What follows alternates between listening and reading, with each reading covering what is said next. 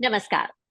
हमारा राजस्थान सक्षम राजस्थान प्रिंसेस दीपा कुमारी foundation trust के तहत हम हमेशा ऐसे व्यक्तियों को सामने लाते हैं जिन्होंने न केवल राजस्थान में बल्कि विदेशों में भी अपनी पहचान बनाई है।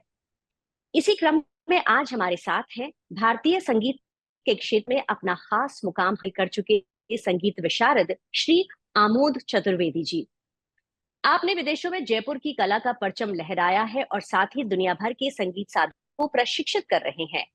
आपकी कला के लिए विभिन्न संस्थाओं द्वारा संगीत शिरोमणि, संगीत रत्न और कई अन्य पुरस्कारों से सम्मानित किया जा चुका है।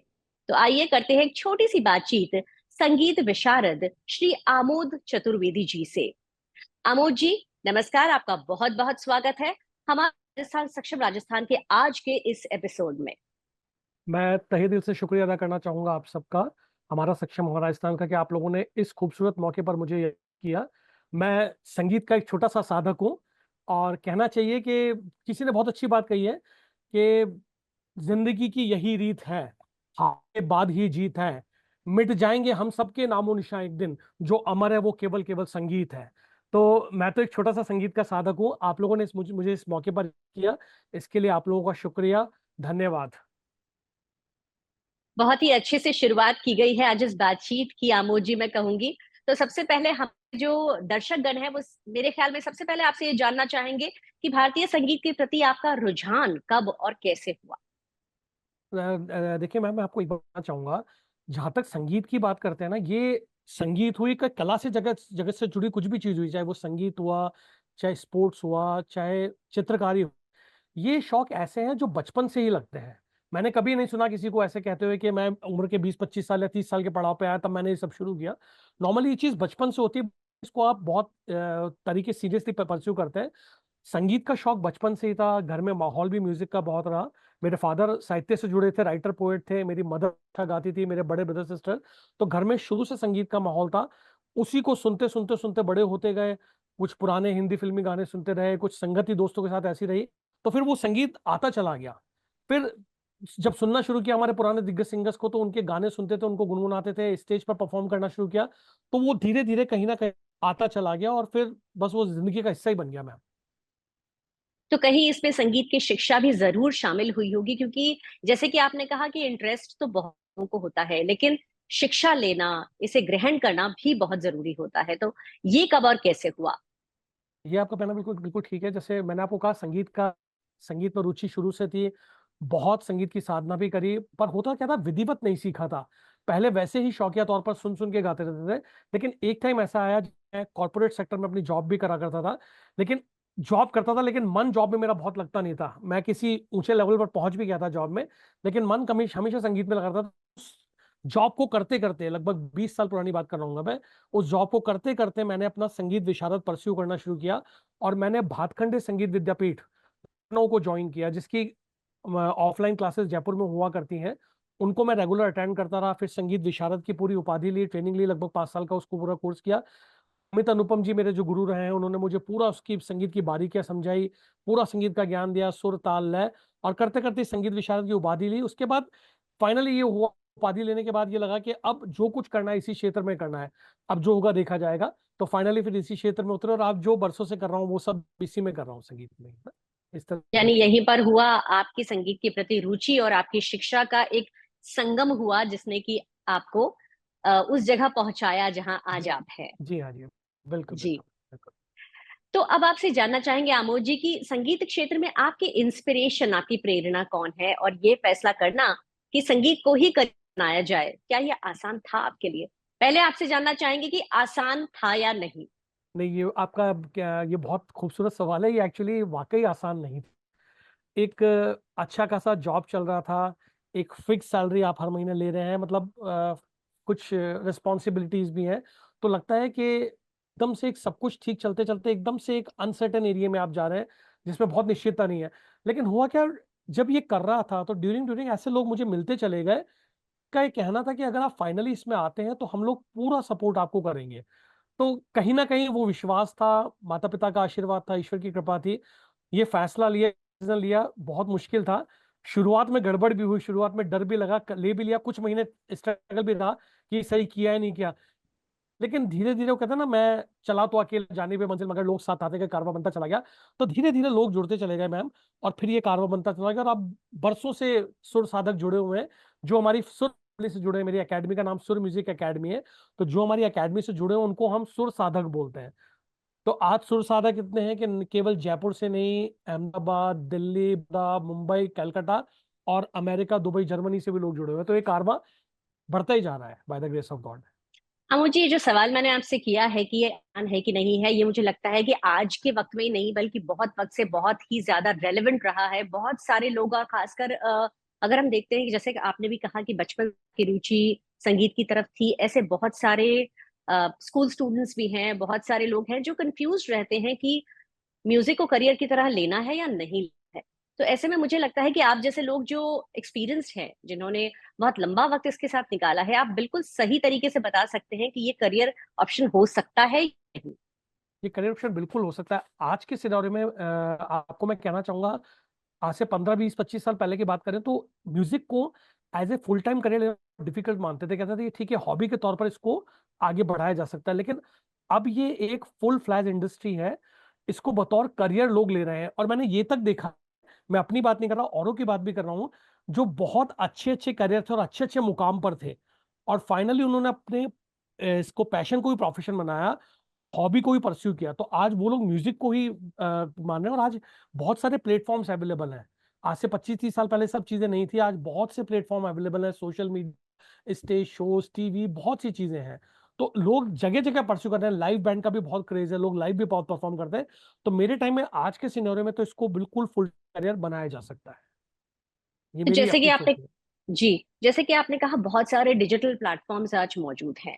कभी लगता है कि ये आसान हो है, लेकिन कहीं क्या ये भी सच है कि ये डिजिटल प्लेटफॉर्म्स जो है ये डिस्ट्रैक्शन हो गए हैं, या कहीं बहुत ज्यादा किसी की उम्मीद को आगे बढ़ा देते हैं? मतलब क्या भूमिका है डिजिटल प्लेटफॉर्म्स की संगीत के क्षेत्र में?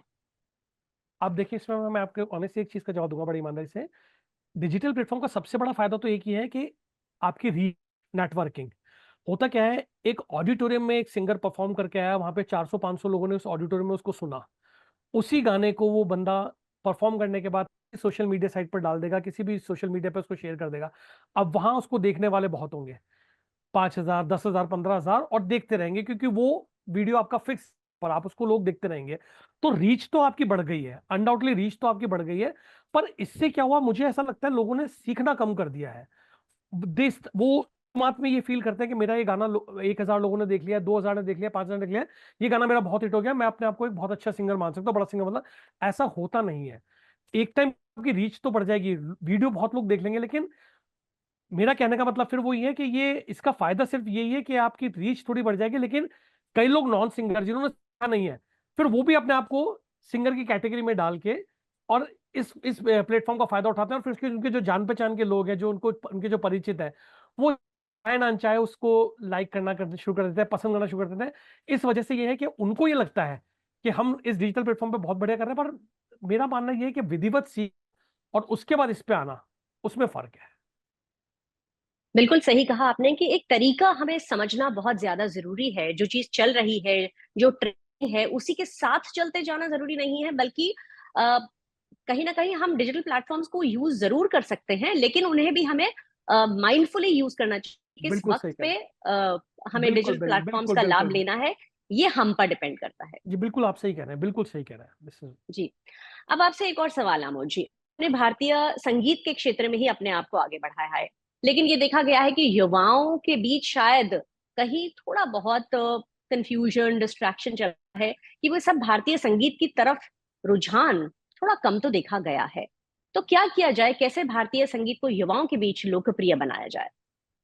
आपको इसलिए कहूँगा, जैसे हमारे जितने भी बड़े-बड़े दिग्गज संगीतकार हैं, गीतकार हैं या गायक हैं, हम लोग इस बारे में मैं आए दिन कुछ ना कुछ वर्कशॉप ऑर्गेनाइज़ करता रहता हूँ। उसमें मैं बेसिकली बताता हूँ कि संगीत केवल ये नहीं है कि आप गा रहे हैं अच्छा तो संगीत है। आप सुन रहे हैं, आपके मेंटल हेल्थ के लिए बहुत अच्छा है, आपकी सकारात्मक सोच, आपकी सोच को बदलने के लिए म्यूजिक बहुत अच्छी चीज है। तो मैं आए दिन कोई ना कोई ऐसी वर्कशॉप ऑर्गेनाइज करता रहता हूँ जिसमें मैं अपने स्टूडेंट्स के साथ साथ उनके नोन लोगों को भी बुलाता हूँ, और हम उनको अवेयर करते हैं कि संगीत का, भारतीय संगीत से जुड़ने का फायदा क्या है। सेकेंडली, मेरे साथ ऐसे भी बहुत से लोग हैं मैम, जिसमें अमेरिका, दुबई, जर्मनी में जो बैठे हुए हैं, जिनका हिंदी संगीत से, भारतीय संगीत से कोई वास्ता नहीं है, पर उसको सुनने के बाद, उसको गाने के बाद वो अपनी पर्सनैलिटी में बहुत फर्क महसूस कर रहे हैं, अपनी सोच में परिवर्तन, की हेल्थ, मेंटल हेल्थ बहुत अच्छी हो गई है। और मेरा कहना कि ये है कि जितने भी हमारे देश के जो दिग्गज सिंगर हैं, गायक हैं या कंपोजर्स हैं, इनको सोशल मीडिया प्लेटफॉर्म यहाँ यूज करना चाहिए। उनको लगातार आना चाहिए डिजिटल मार्केटिंग पे और बताना चाहिए कि हमारे संगीत का फायदा क्या है, और ये जो हमारी इतनी पुरानी विरासत है जो चली आ रही है, इसके इससे जुड़कर क्या क्या फायदा आप ले सकते हैं। तो मेरा है कि इसको बहुत तो वर्कशॉप ऑर्गेनाइज कराई जाए, डिजिटल मार्केटिंग पे प्लेटफॉर्म पर बड़े बड़े दिग्गजों को बुलाया जाए, आमंत्रित किया जाए, वो बताएं इसके फायदे क्या हैं। इवन वो लोग जो बेनिफिटेड हुए हैं, मैं आपके साथ एक चीज और शेयर करूंगा। जैसे मैंने आपको बताया कि 4 साल से लेकर 75 साल की उम्र तक के लोग मेरे साथ जुड़े हुए हैं। मेरे पास एक लड़का आता था जिसकी उम्र थी लगभग 10 साल की, और बोलते समय जब वो बात करता था तो उसको एक प्रॉब्लम होती है जो आप समझ सकते हैं, जिसे हम कहते हैं हिंदी में हकला प्रॉब्लम होती है, एक प्रॉब्लम जी। होती है ना। मैंने कुछ संगीत की ऐसी बारीकियां उसके साथ शेयर करी, कुछ ऐसा रियाज कराया, लगभग 1.5-2 साल में उसकी वो बीमारी से उसको निजात मिल गई। वो बहुत उसके उच्चारण बहुत क्लियर हो गया, बहुत साफ हो गया है। तो मुझे लगता है कि जब उसने ये बात उसकी मदर को ही पता पड़ी, जब उसकी मदर ने नोटिस देखा, तो उसने न जाने कितने लोगों के साथ ये बात शेयर करी है। इसी तरह से एक 70+ की लेडी जिनकी बहुत ज्यादा बीपी की दवाइयां चल रही, डायबिटीज की दवाइयां चल रही थी, हिंदुस्तानी संगीत से सीखते सीखते सीखते आज वो सारी दवाइयां बंद हो गई हैं, स्ट्रेस है, मेंटल हेल्थ बहुत अच्छी हो गई है, फिजिकल हेल्थ बहुत अच्छी हो गई है। तो ये तो हर तरह से फायदेमंद है। जरूरी है कि ऐसी अवेयरनेस लाई जाए युवाओं में, थ्रू डिजिटल मार्केटिंग, वर्कशॉप करके, और आए दिन हम लोग स्टेज शोज करते हैं, वहां पर भी इस बारे में हम लोग जानकारी देते रहते हैं। तो ये 3-4 तरीके जिनसे इनको पता पड़ेगा कि इसका बेसिकली फायदा क्या है। आपसे बात करके अनु जी मुझे लग रहा है कि एक बड़ी जरूरी चीज है कि हम डिजिटल प्लेटफॉर्म्स को जहां अपनी आवाज लोगों तक दूसरे पहुंचाने के लिए, अप्रिसिएशन बटोरने के लिए, लोगों की वाहवाही बटोरने के लिए काम में ले रहे हैं, वही बहुत जरूरी है जागरूकता को भी फैलाना। जैसे कि आपने कहा, music is like a therapy also. बिल्कुल म्यूजिक, बिल्कुल। संगीत जो है वो बहुत सारी हमारी मेंटल प्रॉब्लम्स को भी सॉल्व करता है। ये सिर्फ एक हम कहेंगे एंटरटेनमेंट का जरिया नहीं है, बल्कि ये एक थेरेपी भी बन सकती है। और इस चीज के लिए जागरूकता लाना बहुत ज्यादा जरूरी है। बिल्कुल थेरेपी मैम। मैं आपको बताना चाहूंगा, ऐसे लोग जो जिनको सांस की तकलीफ है या जो अस्थमा जैसे नाम की बीमारी से गुजर रहे होते हैं, उनको डॉक्टर्स तक ये सलाह देते हैं कि आप हिंदुस्तानी संगीत को सीखना शुरू कीजिए, सा को साधना शुरू कीजिए, और उसकी साधना करते करते आपको बहुत आराम मिलेगा। तो ऐसे हजारों लाखों उदाहरण हैं जिन्होंने संगीत के थ्रू अपना इलाज किया और बहुत अच्छा कर रहे हैं। मेरी जो स्टूडेंट्स हैं वो मुझसे अक्सर कहती है मजाक मजाक में कि क्यों लाखों रुपए डॉक्टर्स पे खर्च कर दिए, आप पहले मिल गए होते तो ये सब नहीं होता। बिल्कुल सच कहा आपने। वाकई ये हमें भी लगता है कि ये सच होता है कि संगीत की साधना कहीं ना कहीं हमें अपने आप से जोड़ देती है, जो कि बहुत ज्यादा जरूरी है उम्र के किसी भी पड़ाव पर। किसी भी पड़ाव पर, और ये बिल्कुल प्योरेस्ट फॉर्म है मेडिटेशन का। बिल्कुल जिस टाइम आप गा रहे हैं या कोई वाद्य इंस्ट्रूमेंट प्ले कर रहे हैं, आपका ध्यान कहीं और जा ही नहीं सकता है, ये आपको वर्तमान में रखता है। श्री कृष्ण भी गीता में ये कह के चलेगा कि ये वर्तमान में रहिए। तो ये तो बिल्कुल संगीत तो वो चीज है जो आपको वर्तमान में रखती है, इसलिए ये मेडिटेशन का प्योरेस्ट फॉर्म है। तभी शायद संगीत को साधना कहा जाता है, जी हाँ संगीत की बिल्कुल। साधना करना। जी हाँ, जी हाँ, बिल्कुल आमोद बिल्कुल। जी, अब आपसे जानना चाहेंगे कोई ऐसा यादगार पल अब जो हमसे साझा करना चाहेंगे आपकी संगीत की इस जर्नी का। एक बहुत खूबसूरत यादगार पल है। मैं कहना चाहूंगा कि मतलब कई बार होता है कि जैसे मैं अब बात कर रहा हूँ, मैंने बहुत टाइम पहले, ये शायद 7-8 साल पहले की बात है, मैंने एक सॉन्ग परफॉर्म किया था।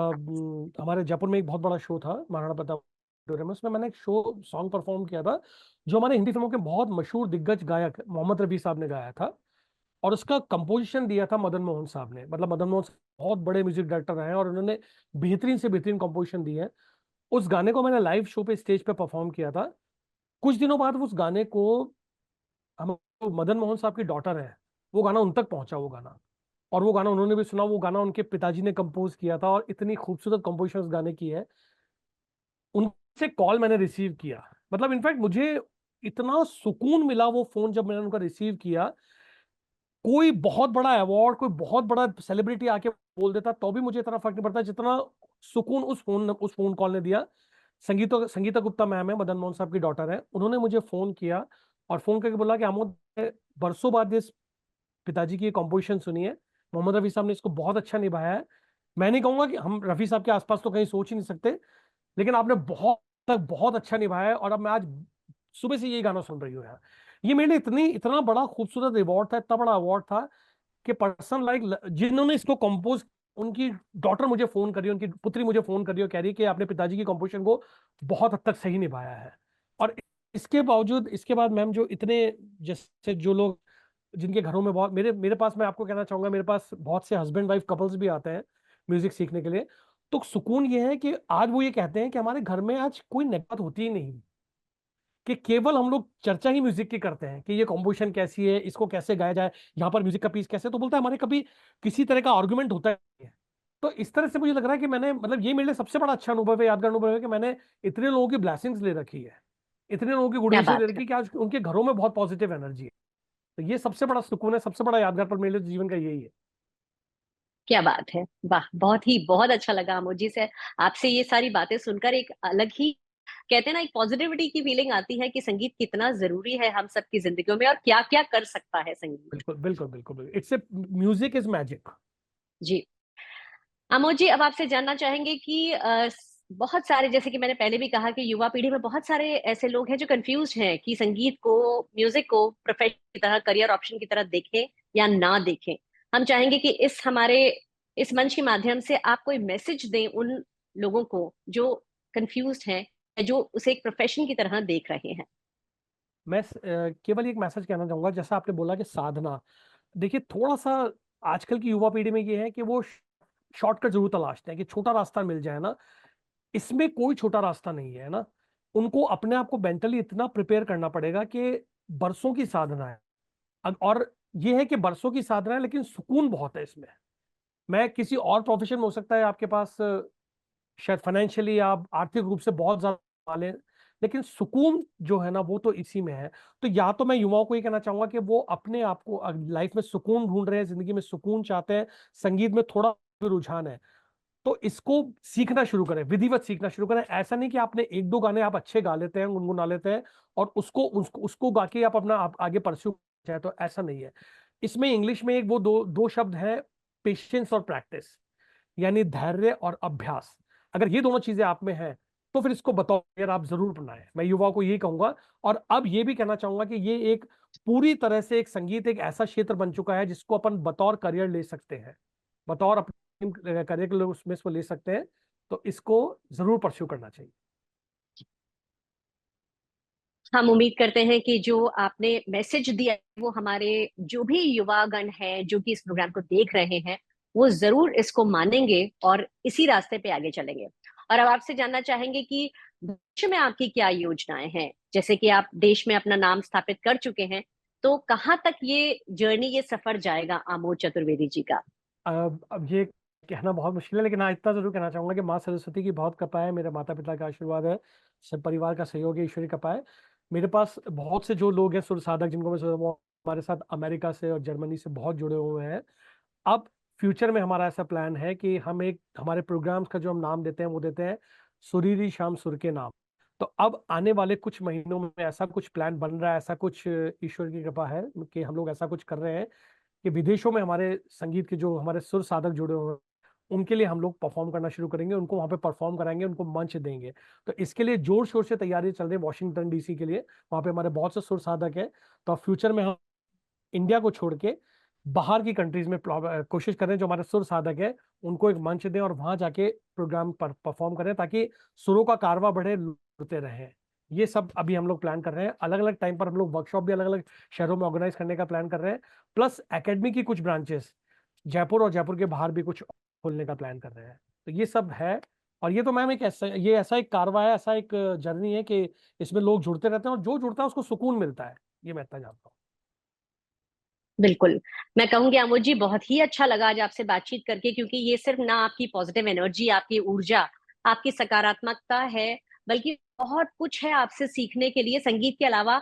आई एम श्योर कि इस इंटरव्यू ने बहुत सारे लोगों को बहुत कुछ और भी मैसेजेस दिए होंगे, जिसके लिए हम आपके आभारी हैं। मैं लोगों का शुक्रिया अदा करना चाहूंगा कि आप लोगों ने मुझे याद किया, और जब कभी भी आप दोबारा मुझे बुलाएंगे मैं हमेशा हाजिर रहूंगा।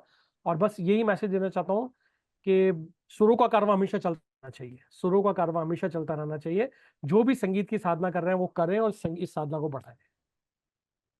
धन्यवाद अमोद जी। और अब आपसे एक सी रिक्वेस्ट है कि आपसे जानना चाहेंगे कि कैसा लगा आपको हमारे इस प्रोग्राम हमारा राजस्थान सक्षम राजस्थान से जुड़कर। प्रिंसेस दिया कुमारी फाउंडेशन के ट्रस्ट तहत ये प्रोग्राम हम करते हैं लोगों में जागरूकता बढ़ाने के लिए। आपको कैसा लगा आज इस मंच पर आकर? मुझे मैं शब्दों में इसको बयान नहीं कर पाऊंगा। आपका इसका जो नाम हमारा राजस्थान सक्षम राजस्थान, मुझे लग रहा है इस प्रोग्राम को देखने के बाद बहुत से लोग सक्षम होंगे, क्योंकि इस प्रोग्राम के थ्रू जो मैसेजेस जा रहा है, ये तो मैं तो संगीत का मैं मैसेज दे रहा हूँ, आपने अलग अलग क्षेत्रों के बहुत से लोगों को उसमें यहाँ पे आमंत्रित किया है इस मंच पे, और सभी जो गुणी जन है, दिग्गज हैं, सब ने अपने अपने संदेश लोगों तक पहुंचाए होंगे। तो इसका जो नाम है वो बिल्कुल सही है। और जो भी इस प्रोग्राम को देखेगा, मैं अपने एपिसोड की बात नहीं कर रहा, जितने भी इसकी कड़ियां बन चुकी हैं, वो डेफिनेटली पूर्णतः जो लोग जुड़ रहे हैं उनको सक्षम बनाएगा। तो ये इस कार्यक्रम की सिद्ध करता है। मुझे बहुत अच्छा लगा, बहुत सुकून मिला आप सबसे बात करके इस मंच पर आकर। और अब मैं चाहूंगी कि इस इंटरव्यू को जब हम पूरा करेंगे तो चाहूंगी कि इसे आपके द्वारा दो लाइन जो कि आप संदेश के रूप में युवा पीढ़ी को या हमारे दर्शकों को देना चाहेंगे, कोई दो लाइन गाकर हम इस इंटरव्यू को समाप्त करेंगे। मुझे इस मौके पे ना दो लाइनें याद आ रही है। एक बहुत मोटिवेशनल सॉन्ग है, बहुत पुराना गाना है, 1974-75 की मूवी रही होगी, और किशोर दा ने उसको गाया था, किशोर कुमार साहब ने गाया था। जीवन में जब भी मैं जो भी इस प्रोग्राम को देख रहे हैं, मैं उनको कहना चाहूंगा, जीवन में जब भी कभी भी हल्का से भी निराशा के बादल आए तो इन दो लाइनों को जरूर गुनगुना। रुक जाना नहीं वो कहीं हार के, कांटों पे चल के मिलेंगे साए बाहर के। ओ राही ओ राही, ओ राही ओ राही, ओ राही ओ राही, ओ राही ओ राही, रुक जाना नहीं तू कहीं हार के, कांटों पे चल के मिलेंगे साए बाहर के। और हार के जरूर मिलेंगे। क्या कहना। धन्यवाद आमोद जी, बहुत बहुत धन्यवाद। हमें इंस्पायर करने के लिए, हमें मोटिवेट करने के लिए और हमें वो पॉजिटिव, वो सकारात्मकता देने के लिए जो शायद हर पल हमें जिंदगी में जरूरत होती है देखने की। आपके कीमती वक्त के लिए आपका बहुत बहुत धन्यवाद। नमस्कार। बहुत बहुत शुक्रिया, बहुत बहुत आभार।